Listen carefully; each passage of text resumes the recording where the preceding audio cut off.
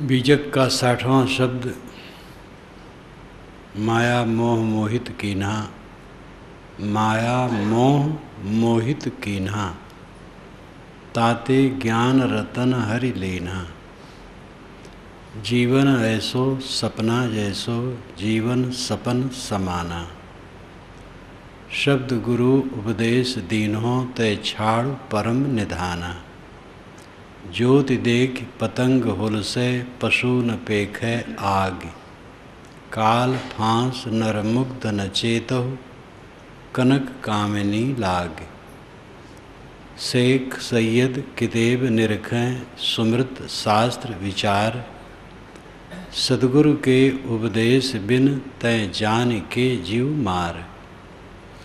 कर विचार विकार परिहरि, तरण तारण सोय। काहीं कबीर भगवंत भजनर, दुतिया और न कोय। माया मोह मोहित कीन्हा। माया मोह ने जीव को मोहित कर लिया। ताते ज्ञान रतन हरि लेना, इसलिए ज्ञान रत्न उसका खो गया। जीवन ऐसो सपना जैसो, जीवन ऐसा है जैसे सपना। जीवन सपन समाना।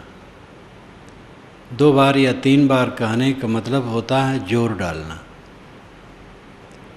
जीवन स्वप्न के तुल्य है। शब्द गुरु उपदेश देनो, ते छाड़ परम निधाना। सद्गुरु ने ज्ञान शब्दों का उपदेश तुम्हें दिया है। ऐ परम निधान, तू छोड़ मोह को। तू तो ज्ञान का स्वयं निधान है। निधान कहते हैं जो धारण करे। निधि, जिसे प्रायः खोद करके गाड़ दिया जाए उसको निधि कहते हैं। धरा हुआ निधि है। निधान जो धारण करे, तो ज्ञान का निधान स्वयं है। छाड़ परम निधाना, तो परम ज्ञान का निधान है। छोड़ माया मोह। ज्योति देख पतंग हुलसे, पशु न पेखे आग। ज्योति देख करके पतंग हुलसता है, प्रसन्न होता है और उसमें जाके चिपक जाता है। पशु न पेखे आग, वह पशु मूर्ख, यहाँ पशु का अर्थ है मूर्ख। वह मूर्ख आग नहीं देखता है। कनक ज्योति देखि पतंग हुलसे, पशु न पेखे आग। काल फांस नर मुग्ध न चेतहु, कनक कामनी लाग। काल के फांस में पड़ा हुआ ये मुग्ध मनुष्य चेतता नहीं, कनक कामनी में लग करके। शेख सैयद किताब निरखें, सुमृत शास्त्र विचार। शेख सैयद लोग इस्लामिक किताब को पढ़ते हैं और हिंदू पंडित स्मृतियों और शास्त्रों का विचार करते हैं,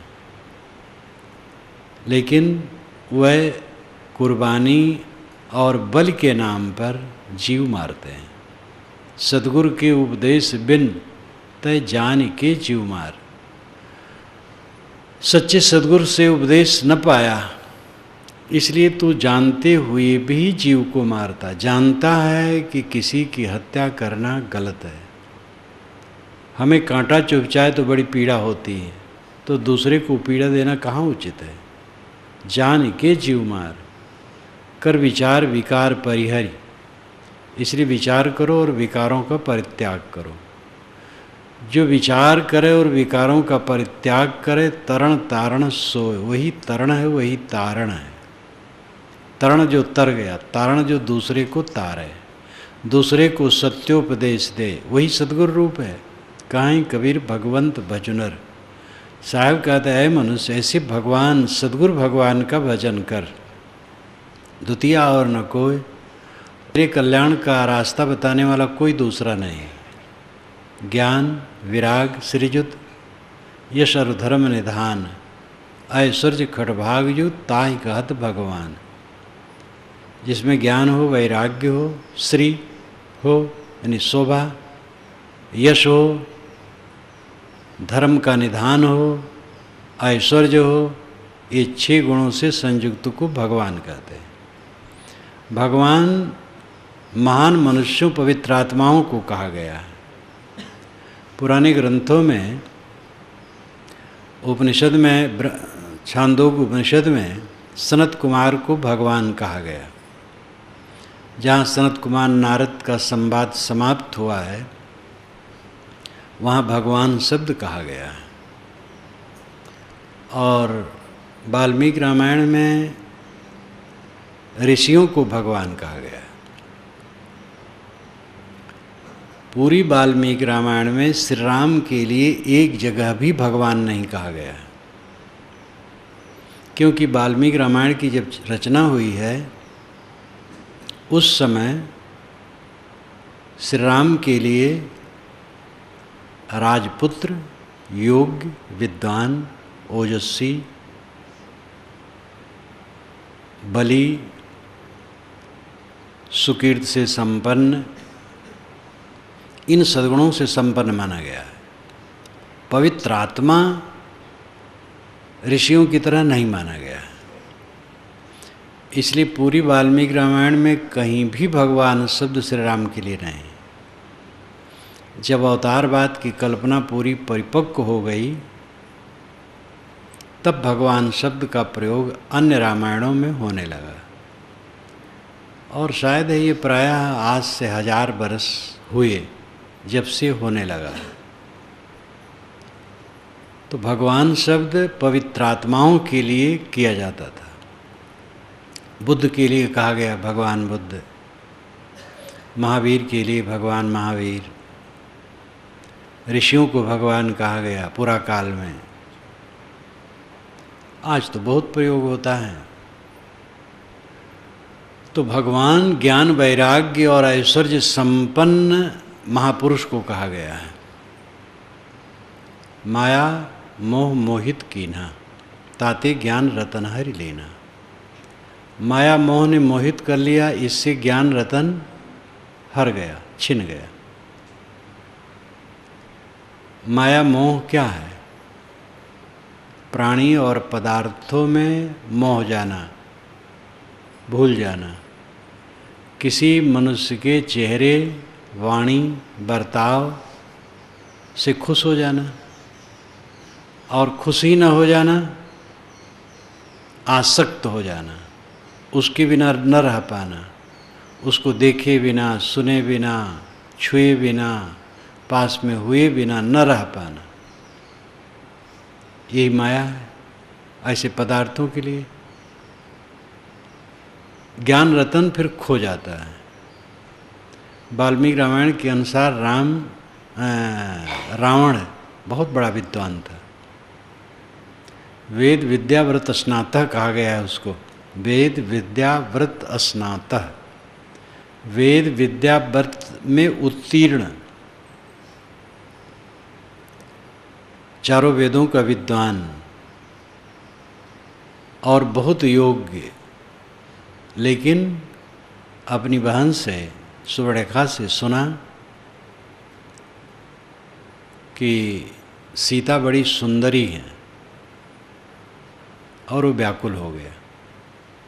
और कैसा छल कपट करके उठा करके लाया, कितना घृणित काम। और जो उनके शुभचिंतक थे, उनकी राय को भी नहीं मान पाया। और योद्धा उसके कटते गए, परिवार के लोग कटते गए, तो भी वो सीता को लौटा नहीं पाया। अब इससे अधिक उदाहरण और क्या हो सकता है? महाराज राम की भी अपने में वही दशा है। सोने का मृग देख करके सीता जी व्याकुल हो गई, इसको लाओ, चाहे जैसे लाओ। धन्नाबाण महाराज राम ने ले लिया। लक्ष्मण ने समझाया कि भैया सोने का मृग नहीं होता है, इसमें कुछ छल कपट है। उन्होंने कहा नहीं, सीता का बहुत मन है, चाहे मार कर लाऊंगा, चाहे जिंदा लाना है। और परिणाम क्या हुआ? सीता का हरण और श्री राम का विलाप और भयंकर दुख की श्रृंखला आरंभ हुई। इस धरती आकाश के बीच में प्रकृति के द्वारा किसी को छूट नहीं है, चाहे किसी का नाम भगवान हो, चाहे अवतार हो, चाहे देवता हो, चाहे गुरु हो, चाहे संत हो, चाहे ऋषि मुनि हो, चाहे विद्वान हो, त्रिकालदर्शी हो, जो कुछ कहो, किसी के लिए छूट नहीं है। कर्मों का फल भोग सबके सामने आना है। इसलिए महाभारतकार ने श्री राम को क्षमा नहीं किया, वेद व्यास जी ने क्षमा नहीं किया। जब एक बार युधिष्ठिर सब कुछ हार गए तो द्रौपदी धृतराष्ट्र के सामने जाके रोने लगी। धृतराष्ट्र ने कहा, बेटी मैं सब लौटाए देता हूँ। फिर वो खुशी खुशी चल दिए। दुर्योधन सुना तो आकर के पिता से कहा, पिताजी आपने सब गड़बड़ा दिया, छल छद्म करके हमने जीता था, अब आप सब दे दिए, फिर बुलाइए हम फिर जुआ खेलेंगे। धृतराष्ट्र की भी बुद्धि फिर गई, फिर हरकारा भेजे। रास्ते में थे युधिष्ठिर, उन्होंने कहा कि राजा फिर बुला रहे हैं आपको जुआ खेलने के लिए, फिर लौट पड़े हो। कोई शर्त नहीं थी कि जुआ खेलें ही, कह देते मैं अब जुआ नहीं खेलूँगा, मामला ख़त्म। लेकिन ऐसे जुआ के रसिक थे युधिष्ठिर, इतना खतरा खा करके भी फिर लौट पड़े। उसी समय वेदव्यास ने ये लिखा, असंभवे हेममयस जंतोस तथापि रामो लुलुभे मृगाय, प्रायः समासन्न पराभवाणाम धियो विपर्यस ततरा भवन्ति। असंभवे हेममयस जंतोस, हेममय जंतु होना असंभव है। हेम नाम सोना, सोने का जानवर होना असंभव है।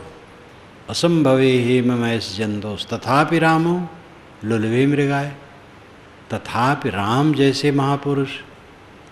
एक दिन श्री राम अयोध्या के राज्य को ठुकरा के 14 वर्ष के लिए चल दिए थे।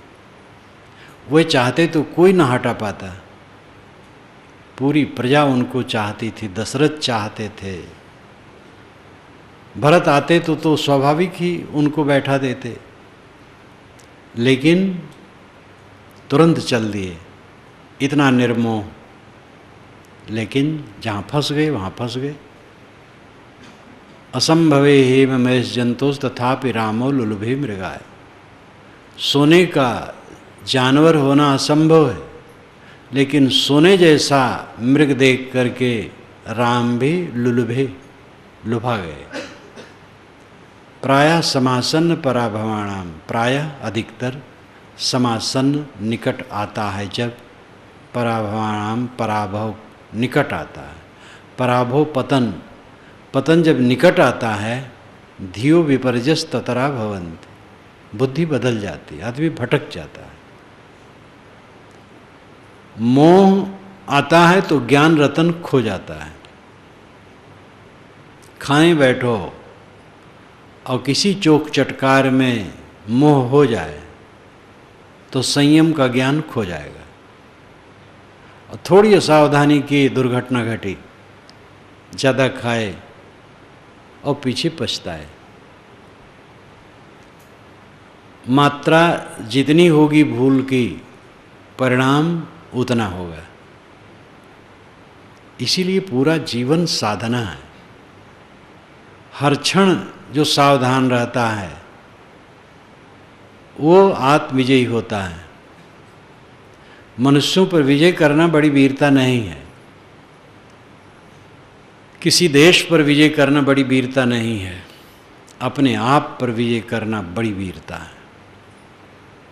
अपने आप पर विजय करने वाला परम शांति और परम निर्भयता प्राप्त करता है। माया मोह मोहित कीन्हा, माया के मोह ने तुम्हें मोहित कर लिया, ताते ज्ञान रतन हरि लेना, इसलिए ज्ञान रतन उसने हर लिया। सबके अंदर में ज्ञान है, लेकिन वो ढक जाता है, मोह आया तो विवेक खो जाता है। इसलिए साधक को सतत सावधान रहना चाहिए, कहीं भी मोहग्रस्त न हो।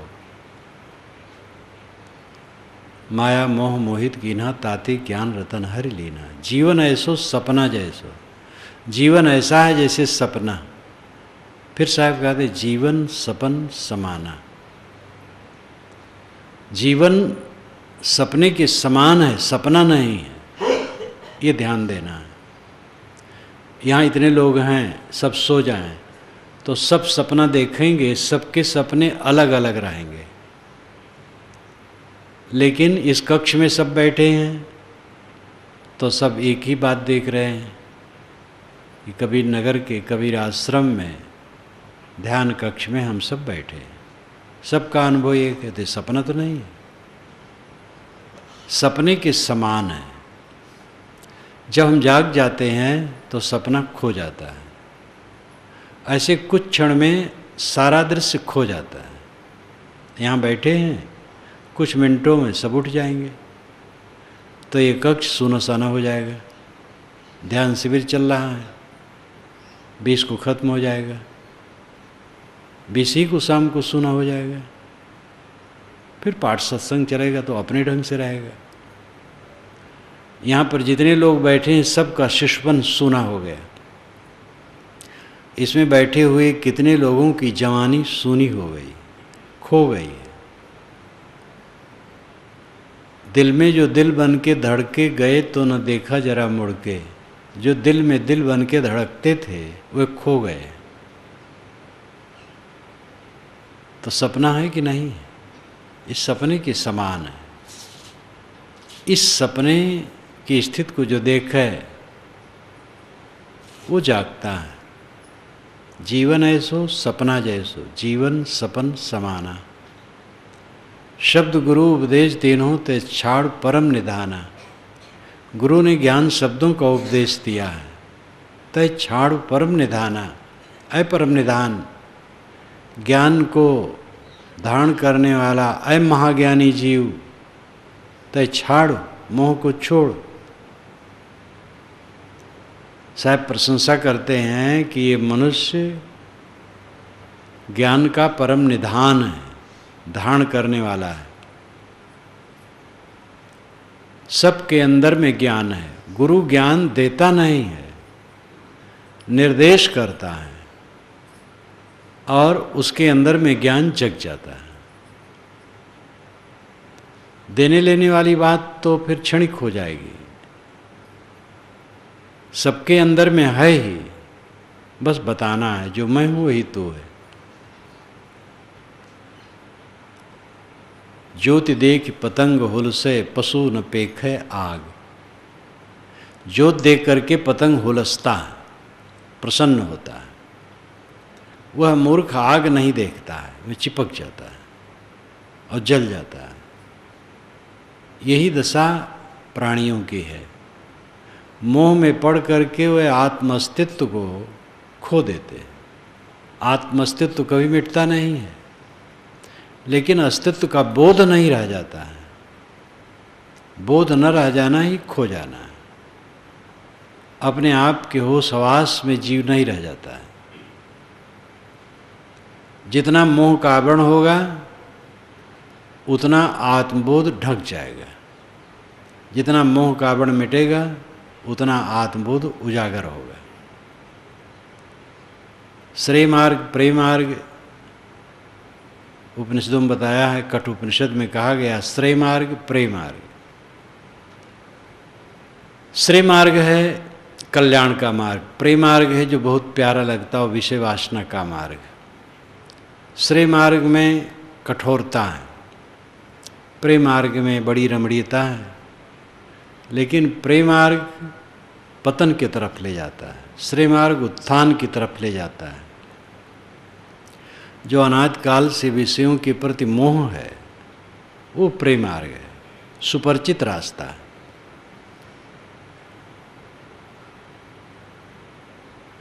और उस सुपरिचित रास्ते में चल करके आदमी पतित होता है। ये कल्याण का रास्ता अपरिचित है। अगतम दिशा तथागत बुद्ध ने कहा है अगतम दिशा है, इस दिशा में आज तक गए नहीं हैं, इसलिए कठिन लगता है। जीव का स्वाद अच्छा लगता है, स्वादासक्ति को जीतना अच्छा नहीं लगता है। कल सब्जी मेरे पास आई जब दोपहर को, फीकी थी। हम लोग तो फीकी ही खाते हैं, और हम तो अधिकतम बुलवा बुलवा करके खाते, नमक छोड़ते ही नहीं हैं, और छोड़ा भी जाता है तो कम। लेकिन सब को देखते हुए मैंने धर्मेंद्र को बुला के कहा, भाई नमक थोड़ा और कर दो। आदत नहीं है आम लोगों की, वैसी तो परेशानी हो गई तो थोड़ी मात्रा बढ़ा दी। तो अब सामान्य जैसे लोग खाते हैं वैसे है, बहुत कड़ा नहीं है और बहुत वैसा नहीं, आदत है। कितने ऐसे देश हैं वहाँ नमक छोड़ते कुछ नहीं है, नमक मसाला कुछ नहीं छोड़ते, उनकी आदत तो इसे है। ये हमसे लगा चीन देश है, उबली सब्जी खाते हैं, न मसाला न मिर्च ना छौंक न बघार, कुछ नहीं। सब्जी उबाल देंगे, वो पानी के सहित पात्र में रख देंगे, पानी गिलास में नहीं रखते, वो सब्जी पानी ही काफ़ी रहता है। यहाँ वाले तो होटल से ही चल दें, ये क्या कर रखे हो, जानवर को पीना है। तो आदत है और कुछ नहीं। और वो कोई सब साधु थोड़े होते हैं, लेकिन वहाँ ठीक है, प्राकृतिक ढंग से रखते हैं। जितना मिर्च मसाला का सेवन करोगे उतना शरीर के लिए दुखदाई होगा। शरीर में नमक और मीठा दोनों की ज़रूरत है, लेकिन वो भोज्य सामग्री से स्वाभाविक प्राप्त होता है। और नमक मीठा खाना ठीक है, लेकिन मात्रा सदैव कम रखना चाहिए। तो मैं कह रहा था कि इंद्रियों का जो स्वाद है वो सुपरिचित है, इंद्रियों के स्वाद को त्यागना अपरिचित है। इसलिए उधर चलना कठिन लगता है, लेकिन उधर ही चल करके कल्याण होगा। विषयों में सबसे बड़ा सुख मैथुन को माना है, और सबसे बड़ा दुख वही है, उसी के पीछे सारा संकट है। और उसमें जो अपने को अधिक डालता है वो गृहस्थ और दुखी होता है। गृहस्थी क्यों है? क्योंकि आदमी अपना संतुलन बनाए रखे। सब विरक्त नहीं हो पाएंगे, सब क्या बहुत कम होते हैं। तो जो जीवन भर शुद्ध ब्रह्मचर्य से रह सके वो अविवाहित रहे, बढ़िया है, चाहे लड़की हो चाहे लड़का हो। बाकी लोग विवाह करके रहें, जिससे मर्यादा में रहें। एक आवरण आता है, जवानी का जब आरंभ होता है, शरीर में ऊष्मा, ऊर्जा, अविद्या, अज्ञान सब इकट्ठे हो जाते हैं और अंग मिलन की चेष्टा होती है। अब उसको कितने लोगों को तो समझने का अवसर ही नहीं रहता है कि समझें कि अविद्या से है, अवस्था का प्रभाव है और अविद्या है। अविद्या को जो समझ लेता है उसी अवस्था में उसको बदल देता है, साधना में लगा देता है उस ऊर्जा को। यहाँ पर बैठे हुए साधु लोग जो हैं, थोड़ी थोड़ी उम्र आप देख रहे हैं, और जिनकी ज़्यादा उम्र देखते वो भी थोड़ी उम्र में ही अधिक आए हैं। तो जिस अवस्था में लोग समझते हैं कि इससे अलग रहा ही नहीं जा सकता है, उसी अवस्था में वे साधते हैं और कल्याण मार्ग में उनका विचार प्रवाहित हो जाता है। तो इस चीज़ को समझने का अवसर ही कितने नहीं मिलता है, संगत ही नहीं रहती। सब तो विषय पाठ पढ़ाते हैं, परिवार के लोग और लौकिक गुरु लोग, सभी लोग वही पाठ पढ़ाते हैं। समझने का अवसर नहीं रहता है। जो समझ जाता है उसकी दृष्टि बदल जाती है। तो ऐसे भी कम लोग होंगे, बहुत कम लोग होंगे। बाकी लोगों को विवाह करके इसीलिए रहना चाहिए कि वो एक मर्यादा में रहे। अपने संभाल नहीं पाएंगे, अमर्यादित व्यवहार करेंगे, समाज में भ्रष्टता होगी, उनका पतन होगा, समाज में गंदगी फैलेगी। इसलिए विवाह उचित है। लेकिन विवाह करने के बाद और पति इकट्ठा होने के बाद वे दोनों उसको समझें, वे एक बार, दो बार, 10 बार, अनेक बार देख लिए क्या धरा है उसमें। अगर 1-2 संतान हो गई, बचना चाहिए, अपने को बचाना चाहिए। नहीं संतान हुई, नहीं हुई, अपने को बचाना चाहिए। विवेक करना चाहिए कि जिसको लेकर के मैं बहुत आकर्षित था उसको तो देख लिया कि उसके पीछे केवल बिलबिलाना है। उसी में ज़्यादा लगो तो तृष्णा बढ़ेगी, चैन से रह नहीं पाओगे। इंद्रिय क्षीणता, मलिनता, उद्वेग, अशांत, ज़्यादा पड़ोगे तो रोग भयंकर बढ़ेगा, कष्ट होगा। फायदा क्या है? अगर आप अपने में स्वतंत्र न रह पाएँ तो सुख है। जिसकी याद करते ही आप स्वतंत्र न रह सकें, वो सुख कहाँ है?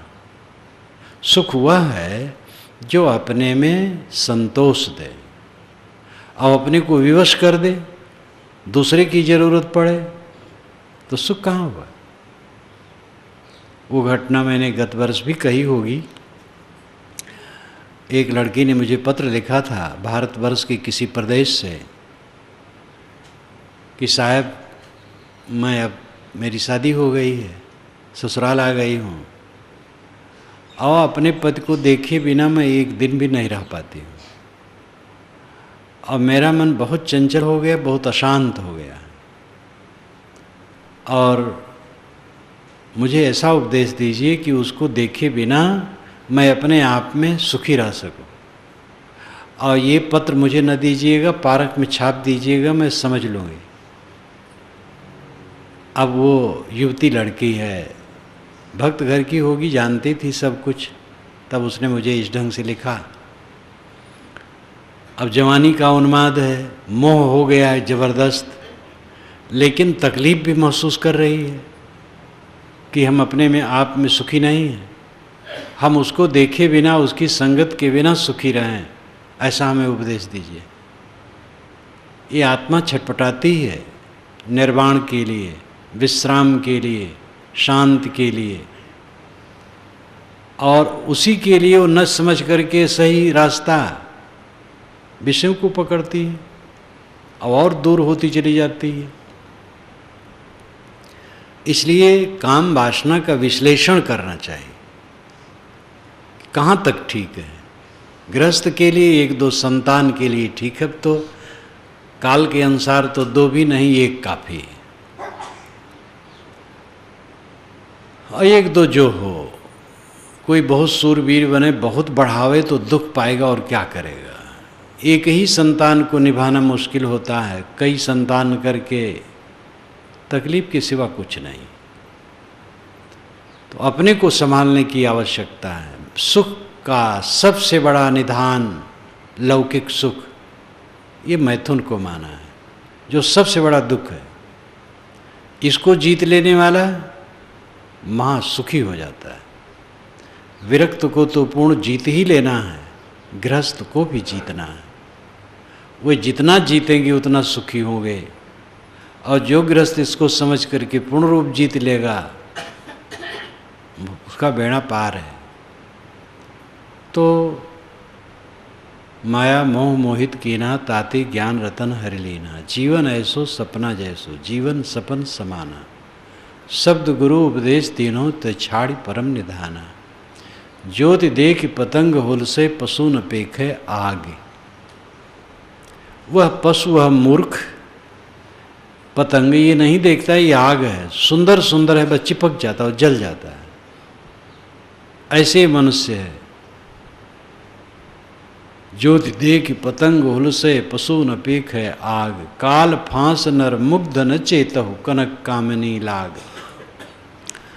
नर मुग्ध एवं विमोहित मूढ़ मनुष्य काल के फांसी में लटका है, इसलिए तो चेत नहीं कर रहा है। काल क्या है? मोह। मोह की फांसी में लटका है। कनक कामनी लाग, कनक कामनी में लग करके तू जल रहा है। कनक कामनी भारतवर्ष की युग शब्द माया के लिए बहुत प्रचलित है। कनक कामनी, कनक कामनी का शाब्दिक अर्थ होता है, कनक का अर्थ है सोना, कामनी का अर्थ है काम मद में मतवाली स्त्री। लेकिन सोना में कितने लोग आ सकते हैं? सोना होना तो गृहस्थों के घर में थोड़ा जेवर और होता है बस। विरक्त के घर में तो सोना होता ही नहीं, आश्रम में। लेकिन ये घर द्वार, आश्रम, जमीन, कागज के नोट और जो कुछ भी दृश्यमान है, ये सब कनक है। कनक का लाक्षणिक अर्थ है धन ऐश्वर्य। कामिनी, काम मद में मतवाली स्त्री। लेकिन जो कल्याणार्थी स्त्री है, उसके लिए बंधन कौन है? पुरुष है। पुरुष में उसका मोह होता है। वस्तुतः कामनी है जिसके संसर्ग से काम उन्माद उत्पन्न हो। युवती को देख करके युवक के मन में काम उन्माद आता है, सावधान अगर नहीं है, विवेकी नहीं है तो। और इसी प्रकार युवती के मन में युवक को देख करके सावधान नहीं है तो काम उन्माद आता है। तो इसमें कामनी एक कैसे हुआ? स्त्री ही कैसे कामनी हुई? पुरुष भी वो कामनी है। जिससे कामना, जो कामना का आलंबन बने, काम मद का आलंबन बने, वो कामनी है। पुरुष विरक्त हुए हैं अधिकतम, इसलिए उस भाषा में वो कहे।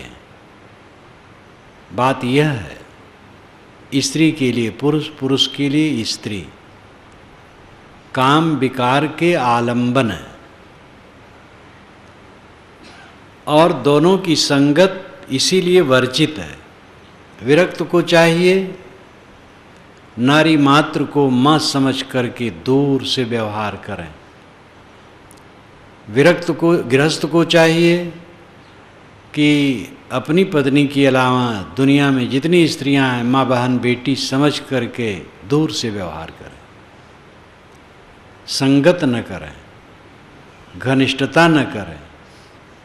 आजकल बड़ी घनिष्ठता चलती है। हम भाई बहन हैं, भाई बहन की तरह हम पढ़ रहे हैं, भाई बहन की तरह ऑफिस में काम कर रहे हैं। ये भाई बहन ही नहीं, माता तक कहने वाले हैं लोग अपराधी। माता, माता कहेंगे। माता का फोन आया था, और माता कह देने से वो पता लग जाएगा कि किसका फोन आया था। तो इतनी दुर्गति है कि पतित आदमी कुछ भी कह सकता है, बहन ही नहीं माता तक कह करके अपराध कर सकता है। किसी स्त्री को माता कह लेगा, कहने में क्या जाता है। महापुरुषों ने जो वर्जा है, रोका है, कुसंगत का त्याग, वो बुरा नहीं है।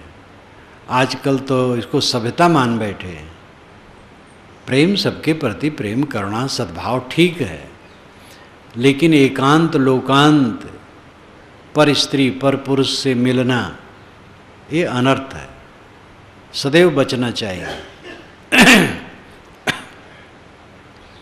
कनक कामनी का शाब्दिक अर्थ सोना और मतवाली स्त्री, लेकिन लाक्षणिक अर्थ है कनक दुनिया का धन ऐश्वर्य।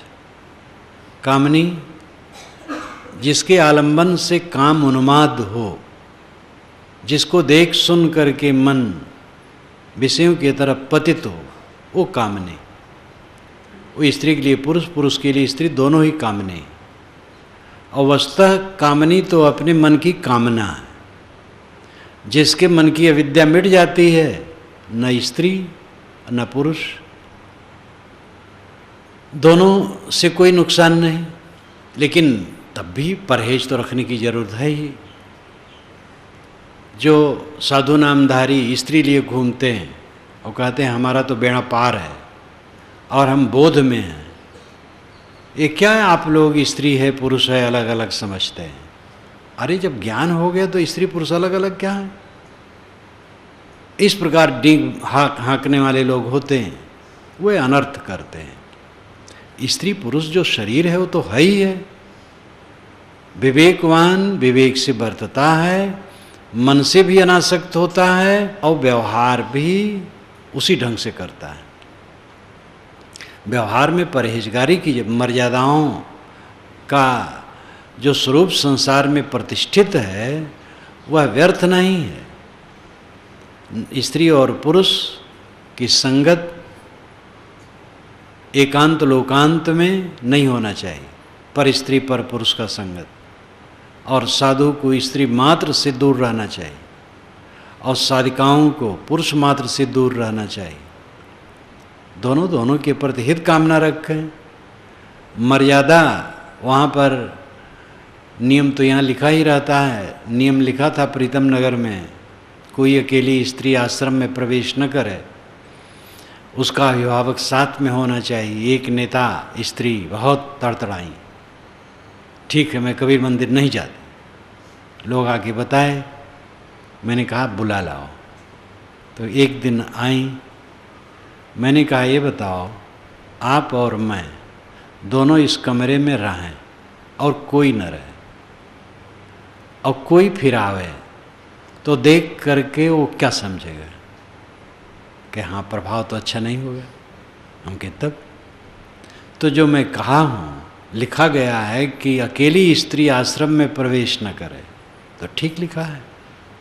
अकेली स्त्री आती है और रहती है, प्रभाव तो कोई भी आएगा तो क्या सोचेगा, हम और आप ठीक हैं लेकिन प्रभाव तो अच्छा नहीं होगा। पराई स्त्री के साथ कोई पुरुष उठता बैठता बहुत और रहता है, दोनों मन पवित्र है, लेकिन समाज में उसका प्रभाव बुरा होगा।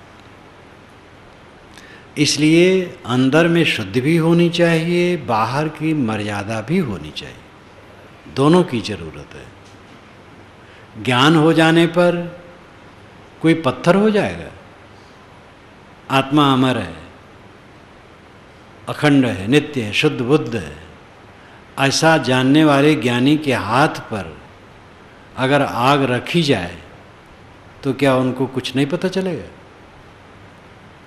आत्मा अजर अमर है, शुद्ध है, ठीक है, लेकिन देह में आग लगेगी तो देह जलेगी।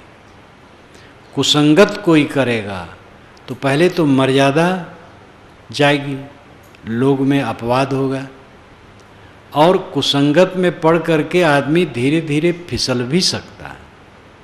निमि ऋषि नारद कितनी कहानियाँ पुराणों में हैं, और बड़े बड़े तपस्वी बह गए, बड़े बड़े बहा जाएं गधा का है कितना पानी, ये कहावत है।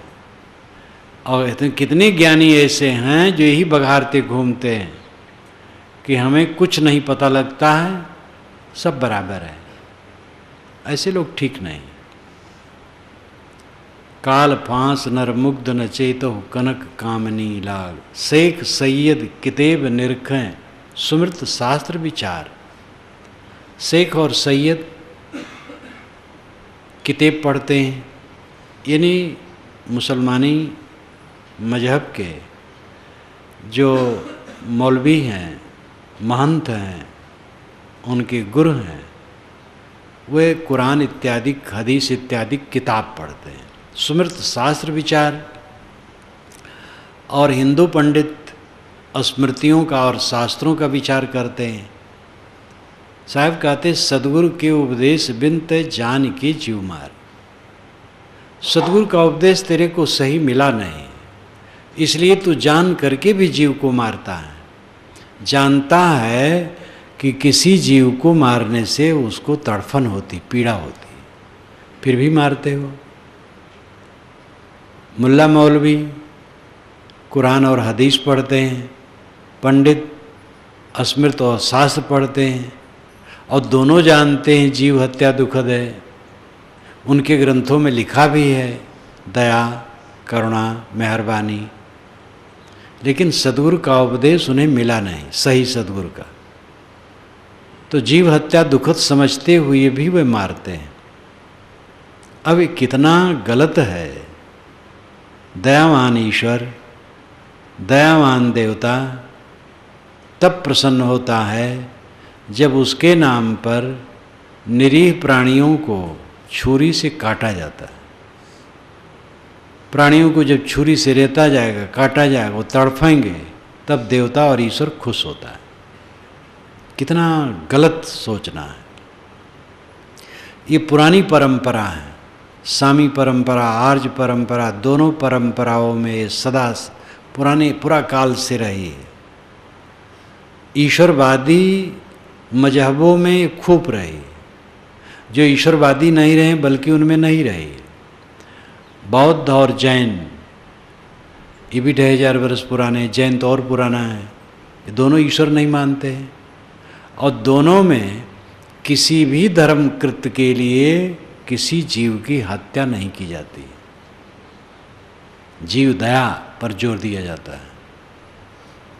लेकिन जो ईश्वर मानने वाले हैं पुरा काल के, उनकी परंपराओं में ईश्वर और देवता के नाम पर प्राणियों की हत्या की जाती है। पुरा काल में रहा, उसको शोध नहीं रहे। हिंदुओं में तो इसको काफ़ी सुधारा गया है, लेकिन मुसलमानों में नहीं सुधारा गया। उनके मुल्ला मौलवी इस पर जोर नहीं दे पाते हैं। जोर क्या, बल्कि और प्रचार करते हैं। हिंदुओं में हुआ, लेकिन आज भी हिंदुओं में, भारत देश में, बंगाल इत्यादि में वैसे चल रहा। जो एकमात्र हिंदू राष्ट्र है नेपाल, वहाँ तो क्या कहा जाए।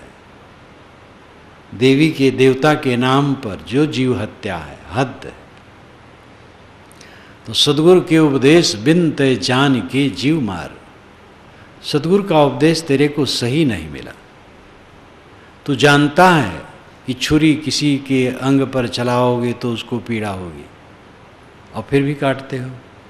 कर विचार विकार परिहर तरण तारण सोए। साहब कहते विचार करो और विकारों का परित्याग करो। हिंसा विकार है, मोह विकार है, काम विकार है, ममता विकार है। मनोविकारों को जीतो। मन से इंद्रियों के व्यवहार होते हैं। मन प्रदूषित होता है तो इंद्रियां प्रदूषित होती हैं। कर विचार, विचार प्रधान आप हैं। विचारवान बनो, कर विचार विकार परिहरी, और विचारों का परिहरण, विकारों का परिहरण करो। परिहरी, छोड़ देना, बिल्कुल छोड़ देना। मनोविकारों का एकदम परित्याग करो। उठत बैठत कबो न छूटे सीतारी लागी। ऐसा ध्यान रखो, ऐसी सावधानी रखो कि उठते बैठते कभी भी विकारों के अधीन न हो। इसको सहज साधना कहते हैं। पूजा घर में, शौचालय में, घूर पर, खेत में, कारखाने में, दुकान में, ऑफिस में, सड़क पर, कहीं भी हो, अपने मन को देखो और मन के विकारों से सावधान रहो। विकार उत्पन्न होने न पाए। जहाँ मन में मोह आएगा विकार उत्पन्न होगा, और मोह दूर रहेगा विकार नहीं होगा। सतत जागते रहो। संतो जागत नींद न कीजिए।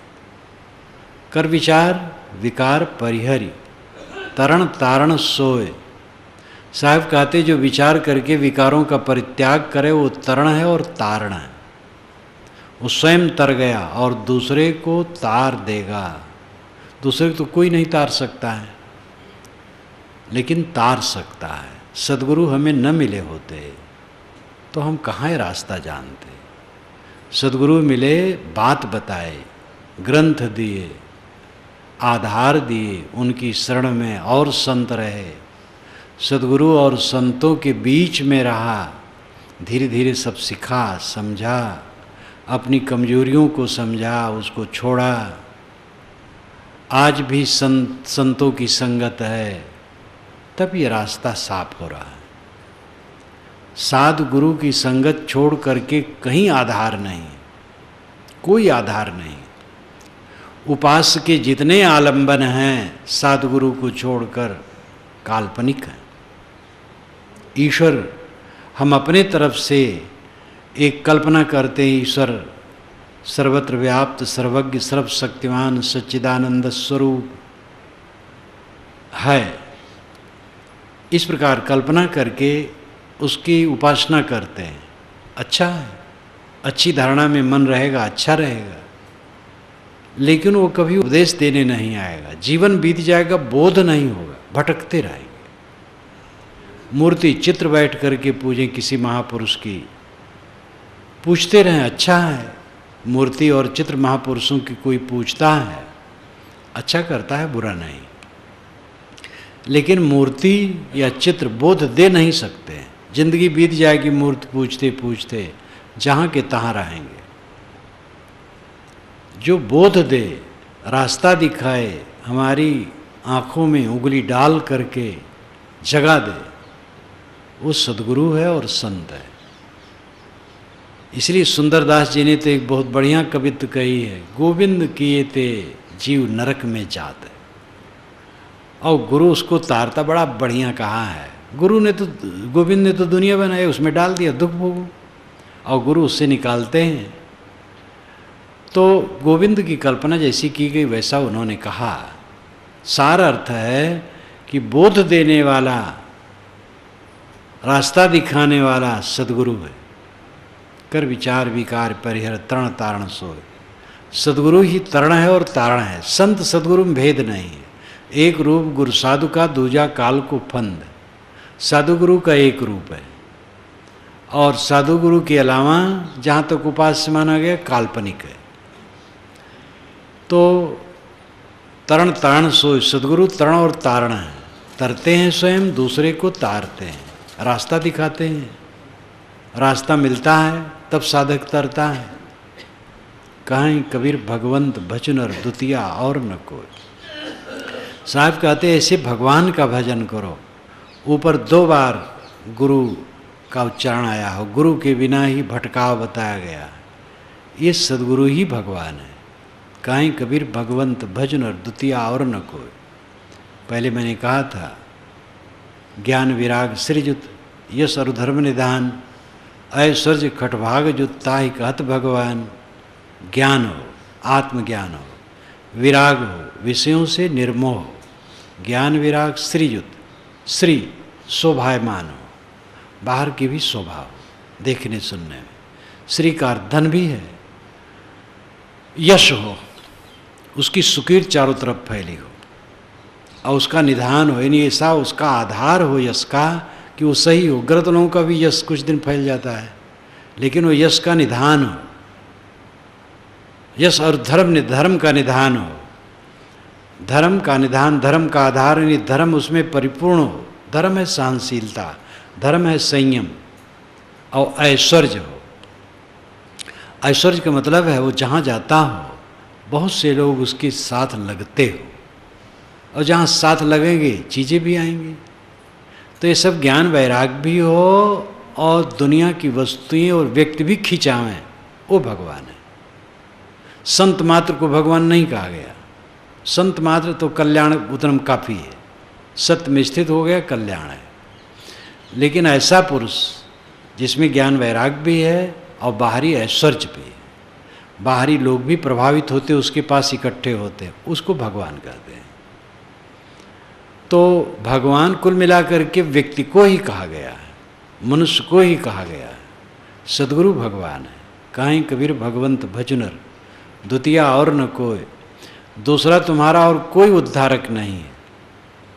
तुम्हें रास्ता दिखाने वाला और साथ में रख करके जीवन यापन कराने वाला। रास्ता दिखाने वाला कोई मिल जाए और अच्छी संगत न मिले तो आदमी बह जाएगा। अच्छी संगत, पानी में रह करके कमल खिले रहते हैं, पानी से निकाल दो सूख जाएंगे। बहुत दिन संतों की संगत में रह करके, प्रौढ़ हो करके, फिर विचरण करते हुए भी संत और गुरु में मन रखा जाता है, उनसे समय समय से मिला जाता है, जहाँ आधार होता है वहाँ लिया जाता है, तब बेड़ा पार होता है। कोई बहुत दिन बीत गया, उम्र काफ़ी बीत गई हो साधु संगत करते करते, लेकिन प्रमादी हो जाए और साधु गुरु का आधार छोड़ दे तो धीरे धीरे शिथिल हो जाएगा। योगो ही प्रभोपयो।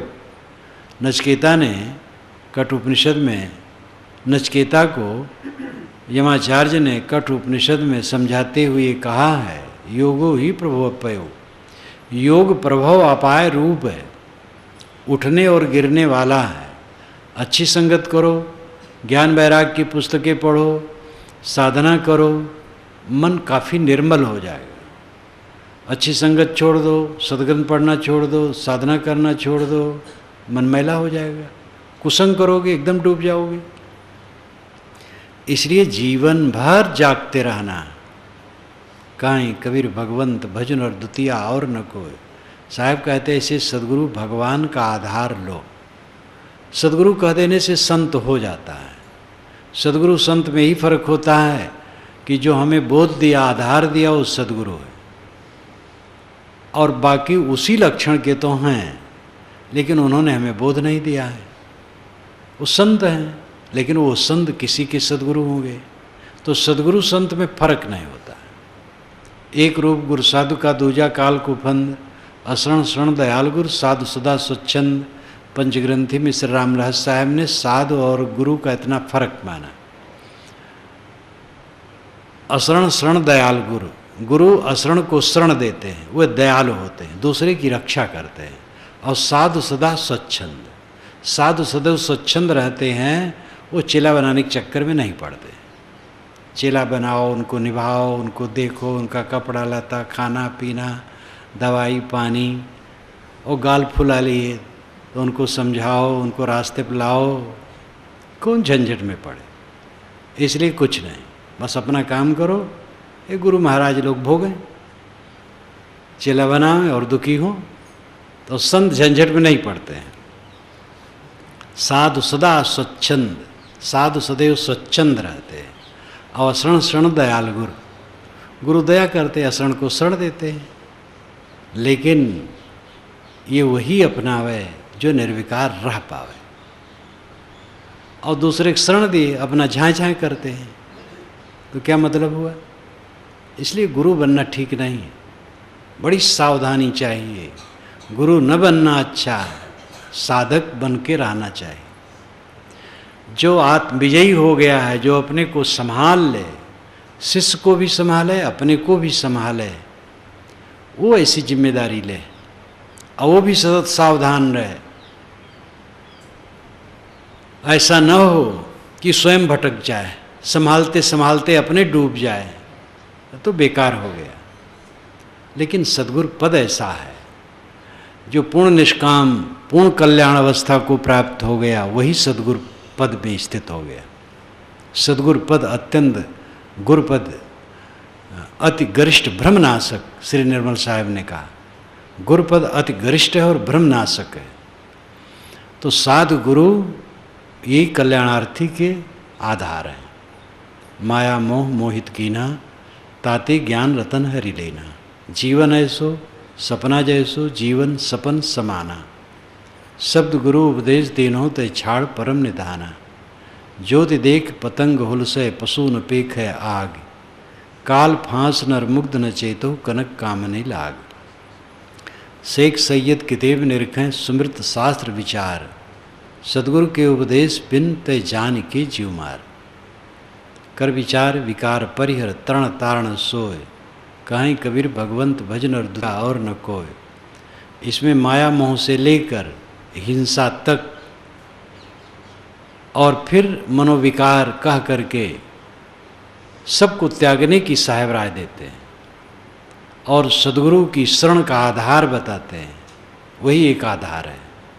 इसलिए सभी साधकों को चाहिए कि संत गुरु का आधार लेते रहें, सद्ग्रंथ पढ़ते रहें, साधना करते रहें, अपने मन को मांझते रहें और ये समझें जीवन एक सपने की तरह है। माया मोह में फंस करके उलझे ना, जो हुआ सो हुआ। अब माया के बंधन को काटें, स्वच्छंद जीवन व्यतीत करें। स्वच्छंद जीवन है मन का विवश न होना। वो जहाँ तहाँ घूमना स्वच्छंद नहीं है। घूमना विचरना रहना तो एक शरीर का व्यवहार है। चाहे घूमे चाहे एक जगह रहे, जिसका मन विवश न हो, काम के अधीन ना हो, क्रोध के अधीन ना हो, लोभ मोह के अधीन ना हो, जो आवश्यक गुजर की वस्तुएं हैं उनकी भी चिंता के अधीन न हो। समझ ले, पशु पक्षी रोज खाते जीते हैं, हमें क्यों नहीं मिलेगा? किसी प्रकार की व्यवस्था चित्त में न आवे तब वो स्वच्छंद जीवन है। स्वच्छंद जीवन मन में होता है। प्रवृत्ति में निवृत्ति है, निवृत्ति में प्रवृत्ति है। जब प्रवृत्ति लेकर के हम सेवा करते हैं तो हमें शक्ति मिलती है, तो निवृत्ति मिलती है। और निवृत्ति के चक्कर में जो उन्मादी हो जाते हैं वे अपने मन के गड्ढे में गिर जाते हैं। इसलिए स्वच्छंद जीवन का अर्थ है मन का निर्मल होना, मन विवश न होना, काम क्रोध लोभ मोह के अधीन न होना, चिंता शोक के अधीन न होना, भय के अधीन न होना, सदैव निर्भय, सदैव निर्मल मन, ये स्वच्छंद जीवन का लक्षण है। अहम शुद्ध चैतन्य ज्ञान स्वरूपम अजरहम अमरहम अखंडम अनूपम अहम शुद्ध चैतन्य ज्ञान स्वरूपम अजरहम अमरहम अखंडम अनूपम अहम शुद्ध चैतन्य ज्ञान स्वरूपम अजरहम अमरहम अखंडम अनूपम अहम शुद्ध चैतन्य ज्ञान स्वरूपम अजरहम अमरहम अखंडम अनूपम